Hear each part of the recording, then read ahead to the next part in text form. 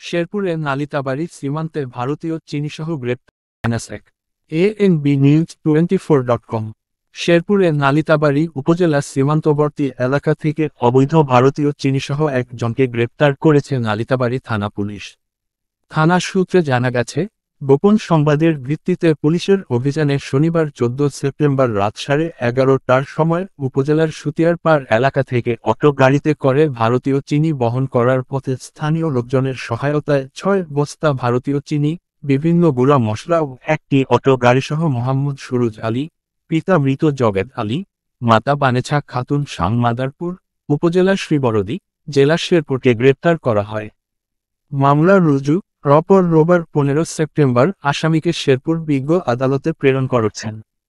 এ ব্যাপারে নালিতাবাড়ী থানার ভারপ্রাপ্ত কর্মকর্তা ওসি মনিরুল আলম ভূঁইয়া সাংবাদিকদের বলেন, জনস্বার্থে এ ধরনের অভিযান অব্যাহত থাকবে। ANB news 24.com। Nalitabari, Sherpur.